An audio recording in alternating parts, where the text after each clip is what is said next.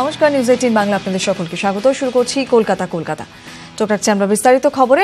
মাঝেরহাটে সেতু বিপর্যয়ে যানজটের যন্ত্রণাতে নাজেহাল সাধারণ মানুষ। কিভাবে বেরোবে বিকল্প পথ? নিউজ 18 বাংলা স্টুডিওতে এসে তারই সন্ধান দিয়েছিলেন সেতু বিশেষজ্ঞরা। আর সেই পথেই সমস্যা সমাধানের পথে রাজ্য সরকার। মাঝেরহাটে সেতু বিপর্যয় শহরের ট্রাফিক ব্যবস্থাকে কার্যত চ্যালেঞ্জের মুখে ফেলে দিয়েছে। তীব্র যানজটে নাজেহাল বেহালাবাসী, আরও নানা ভোগান্তি এখন নিত্যসঙ্গী। অন্তত 8 থেকে 9 কিলোমিটার ঘুরে এই সমস্ত বাস এবং অন্যান্য যানবাহনকে যেতে হচ্ছে এই বিপর্যয়ের জেরে। অনেকটাই ঘুরে যেতে হচ্ছে, 7-8 কিলোমিটার। যেখানে যাওয়ার ইচ্ছা হচ্ছে সেখান থেকে 1 ঘন্টা 2 ঘন্টা লেগে যাচ্ছে। যত তাড়াতাড়ি হোক ওটাকে তৈরি করতে হবে সরকারকে। এমন পরিস্থিতির মোকাবিলা কিভাবে করা যাবে? বিকল্প রাস্তাই বা কি? নিউজ 18 বাংলা স্টুডিও এসে তারই সন্ধান দিয়েছিলেন সেতু বিশেষজ্ঞ বিশ্বজিৎ সোম। জানিয়েছিলেন খুব দ্রুত কিভাবে এই সমস্যার সমাধান করা যায়। এই বোট কানেলের মধ্যে যদি আমরা বেশ কিছু পাইপ ফেলতে পারি, বড় বড় হিউম পাইপ, আপনি কি ছোট গাড়ি বলেছেন, হিউম পাইপ, এবং সেই হিউম পাইপগুলোকে লক করলাম যাতে পড়ে না যায়, এই করে আমি একটু বিল্ট আপ করলাম, করে ওপরে একটা লাইট কংক্রিট করে দিলাম যাতে একেবারে 5 টনের বেশি গাড়ি যাবে না। এটা করতে কিন্তু আপনার 7 দিন লাগবে। বিশেষজ্ঞদের দেখানো সেই পথেই এগোচ্ছে রাজ্যের পূর্ত দফতর। সামনেই পুজো, সাধারণ মানুষের হয়রানি যাতে না হয় তার জন্য মাঝেরহাটে বিকল্প রাস্তার পরিকল্পনা রাজ্য সরকারের।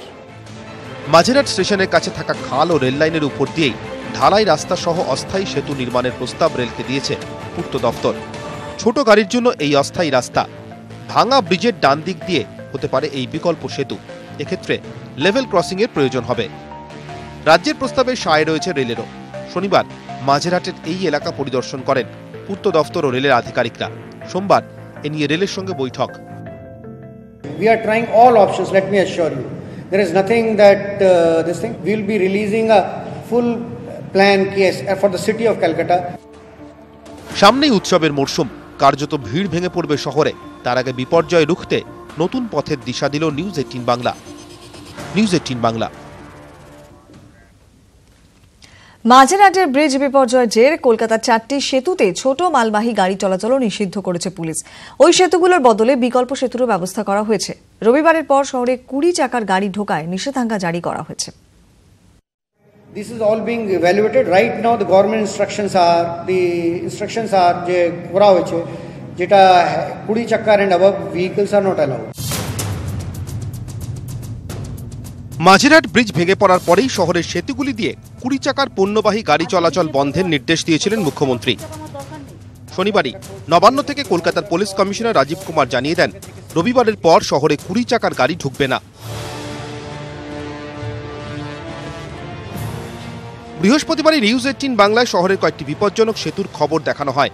বিজন সেতু স্ল্যাব ডেকে দেখা দিয়েছে ফাটল। অরবিন্দ সেতুর মাঝে বেরিয়ে পড়েছে চাঙড়।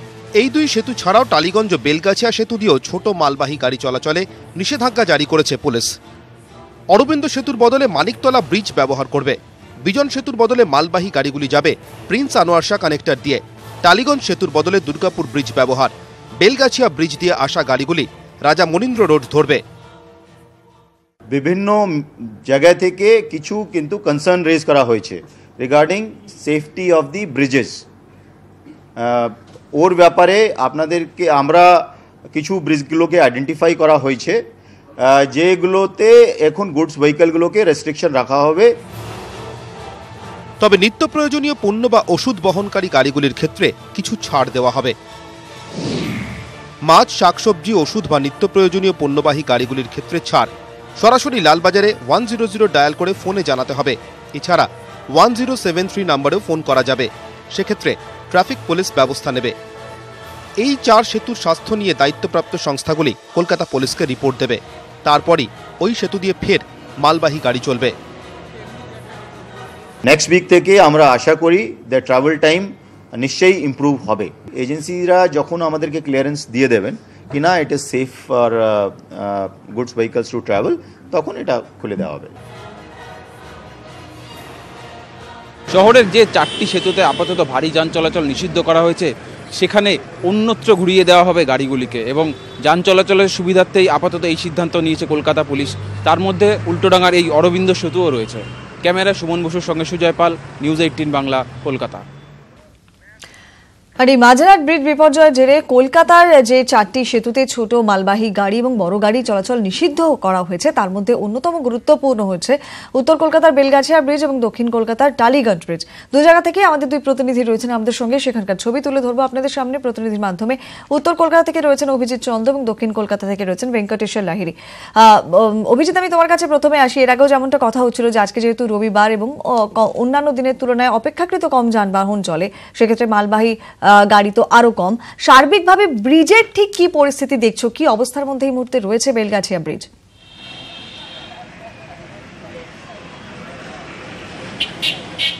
বেলগাছিয়া ব্রিজ কোয়েল একদম বলা যেতে পারে আগ্নেয় স্তূপের মধ্যে রয়েছে, এবং যে বেলগাছিয়া ব্রিজ, এই বেলগাছিয়া ব্রিজ ব্রিটিশ আমলে তৈরি করা। 1946-এর দাঙ্গার সময় খ্যাত এই বেলগাছিয়া ব্রিজ, যা দীর্ঘদিনের পুরনো, সেই বেলগাছিয়া ব্রিজ কিন্তু প্রায় ভগ্নস্তূপে পরিণত হতে চলেছে। কারণ এই ব্রিজের ওপরটা অত্যন্ত চকচকে, চারদিকে রং করা, রেলিং দেওয়া, রাস্তাও অনেকটা পরিষ্কার, কিন্তু ব্রিজের তলায় গেলে বোঝা যায় প্রদীপের তলায় কতটা অন্ধকার রয়েছে। প্রতিটা ব্রিজের যে কটা পিলার রয়েছে, প্রতিটা পিলার সেখানে ফাটল রয়েছে। ব্রিজের যে বিমগুলো রয়েছে, কোথাও বিম বেরিয়ে এসেছে, জায়গায় জায়গায় বট গাছ, অশ্বত্থ গাছ, কোথাও শালিক পাখি বাসা বেঁধেছে। প্রতিটা জায়গাতে যে স্ল্যাবগুলো রয়েছে, সেই স্ল্যাবের তলায় বড় বড় ফুটো রয়েছে, সর্বত্র টপ টপ করে জল পড়ছে। মানে একটা ভয়ানক পরিস্থিতি, যে কারণে বলা হচ্ছে যে রাজ্য সরকারের তরফ থেকে গতকালই কলকাতা পুলিশ এই বেলগাছিয়া ব্রিজে ভারী পণ্যবাহী চলাচল সম্পূর্ণ বন্ধ করে দিয়েছে। এই ব্রিজের সঙ্গে থাকো, আবারও ফিরবো, একবার একটু চলে যাব দক্ষিণ কলকাতায়। ভেঙ্কটেশ্বর রয়েছেন আমাদের সঙ্গে টালিগঞ্জ ব্রিজ থেকে। ভেঙ্কটেশ্বর, যে ছবিটা তুমি এর আগে তুলে ধরেছিলে ব্রিজের তলার অংশ দেখে শিউরে উঠতে হয় যে তার উপর দিয়ে রেগুলার যানবাহন চলছে, এবং আজ নয় নিয়ন্ত্রণের কথা বলা হয়েছে, কিন্তু এতদিন সেখানে ভারী পণ্যবাহী গাড়ি চলাচল করতো। আজকে সকালবেলা যখন কথা হচ্ছিল, তারপরে ছবিটা ঠিক কিরকম দেখছো, কিভাবে চলছে যানবাহন?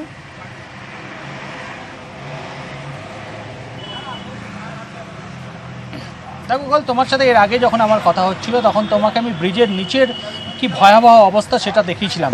এই মুহূর্তে আমরা রয়েছি টালিগঞ্জ ব্রিজের ওপরে, এবং এখানে ব্রিজেও আমরা দেখতে পাচ্ছি ব্রিজের কিন্তু একাধিক জায়গায় চাঙড় খসে পড়েছে, এবং যেটা যান নিয়ন্ত্রণের কথা বলা হয়েছে কলকাতা পুলিশের পক্ষ থেকে, সেই ভারী যান চলাচল কিন্তু এই মুহূর্তে নিয়ন্ত্রণ রয়েছে।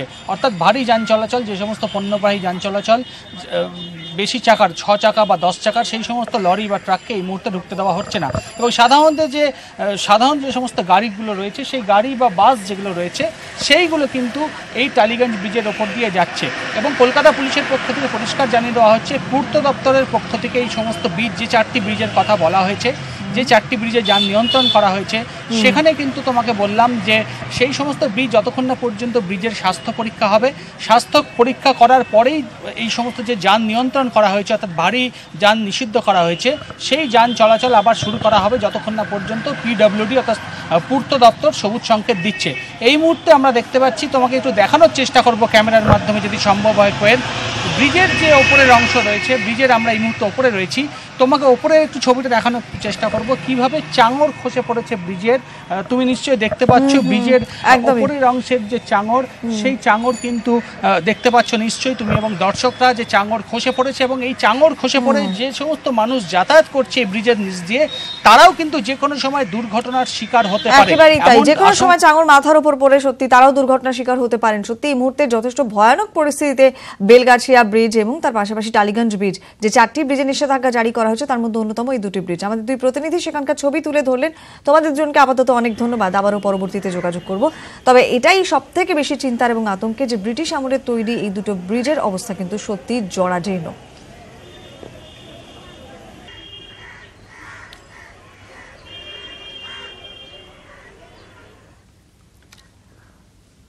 আর এরপরে যে খবরে চোখ রাখবো তা হলো জঙ্গি সন্দেহে একজনকে গ্রেফতার করা হয়েছে। এসপ্ল্যানেড বাস টার্মিনাস থেকে গ্রেফতার করা হয় এক যুবককে, তার নাম নেলসন সিং, এমনটাই আমরা জানতে পারছি।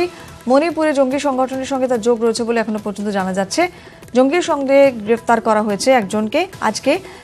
এসপ্ল্যানেড বাস টার্মিনাস থেকে এই যুবককে গ্রেফতার করা হয়। তার নাম নেলসন সিং। গ্রেফতার করে এসটিএফ। এসপ্ল্যানেড বাস টার্মিনাস থেকে এই জঙ্গি সঙ্গে যুবককে গ্রেফতার করে এসটিএফ। নেলসন সিং এখনো পর্যন্ত যা খবর পাওয়া যাচ্ছে মণিপুরের জঙ্গি সংগঠনের সঙ্গে যোগাযোগ রয়েছে এই নেলসন সিং এর। সুজয় পাল আমাদের সঙ্গে টেলিফোনে রয়েছেন। সুজয়, আর কি কি জানা যাচ্ছে নেলসন সিং সম্পর্কে? দেখো, নিষিদ্ধ জঙ্গি সংগঠন মণিপুর সহ সারা নিষিদ্ধ জঙ্গি সংগঠন কাংলেইপাক কমিউনিস্ট পার্টির সংগঠন। সুজয় রয়েছে আমাদের সঙ্গে?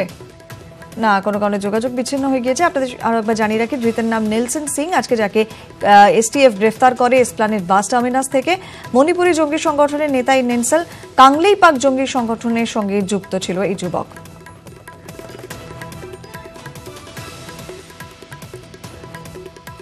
মেদিনীপুর শহর থেকে 60 নম্বর জাতীয় সড়কে ধরে মাত্র 35 কিলোমিটার।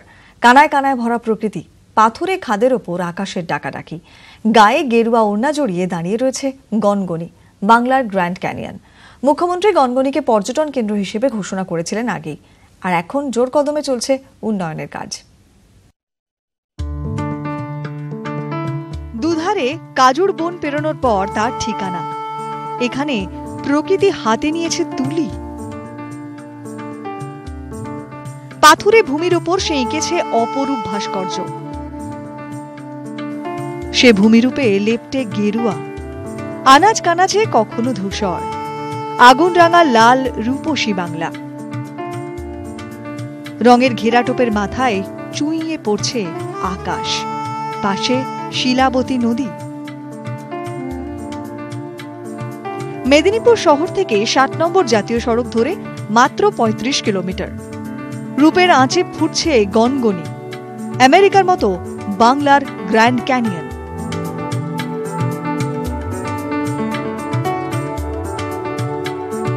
শিলাবতী নদীর পার ক্ষয় হয়ে তৈরি গনগনির ভূমিরূপ।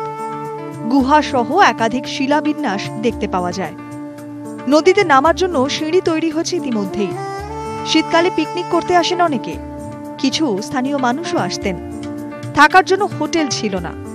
মুখ্যমন্ত্রী ক্ষমতায় এসে পর্যটন কেন্দ্র হিসেবে ঘোষণা করেন। রূপসী গনগনি আরো সেজে উঠছে। প্রশাসনিকভাবে ডিপিআর তৈরি হয়েছে। পর্যটকদের জন্য কটেজ, শৌচাগার, পানীয় জলের ব্যবস্থা। উদ্যোগী পশ্চিমাঞ্চল উন্নয়ন পর্ষদ।